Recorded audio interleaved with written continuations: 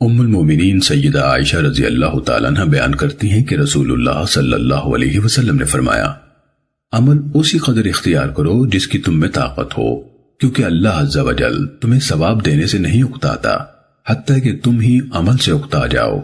بلا شبہ اللہ عز و جل کو وہی عمل محبوب ہے جو ہمیشہ ہو اگرچہ تھوڑا ہی ہو، اور نبی صلی اللہ علیہ وسلم جب کوئی عمل اختیار کرتے تو اس پر ہمیش کی اختیار کرتے تھے۔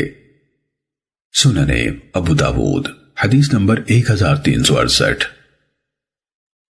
ام المومنین سیدہ عائشہ رضی اللہ تعالیٰ عنہ سے مروی ہے کہ رسول اللہ صلی اللہ علیہ وسلم نے حضرت عثمان بن مظعون رضی اللہ تعالیٰ عنہ کو اپنے پاس بلوایا۔ وہ آپ کے پاس آئے تو آپ نے فرمایا، اے عثمان، کیا تم نے میری سنت یعنی طور طریقے سے اعراض کر لیا ہے؟ انہوں نے کہا، نہیں قسم اللہ کی اے اللہ کے رسول، بلکہ میں تو آپ کی سنت ہی کا متلاشی ہوں۔ آپ نے فرمایا، پھر میں تو سوتا بھی ہوں اور نماز بھی پڑھتا ہوں، روزے رکھتا بھی ہوں اور چھوڑتا بھی ہوں، عورتوں سے نکاح بھی کیا ہے، بس اللہ سے ڈرو۔ اے عثمان، یقیناً تمہارے گھر والوں کا بھی تم پر حق ہے، تمہارے مہمان کا بھی تم پر حق ہے، تمہاری جان کا بھی تم پر حق ہے، لہٰذا روزے رکھو اور چھوڑ بھی دیا کرو، نماز پڑھا کرو اور سویا بھی کرو۔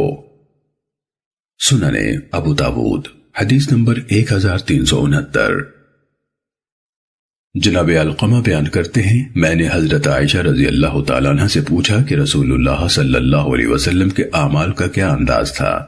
کیا آپ نے کوئی دن خاص کر رکھے تھے؟ انہوں نے کہا، نہیں، آپ کے ہر عمل میں ہمیش کی ہوتی تھی، اور تم میں وہ استطاعت کہاں جو رسول اللہ صلی اللہ علیہ وسلم کو حاصل تھی۔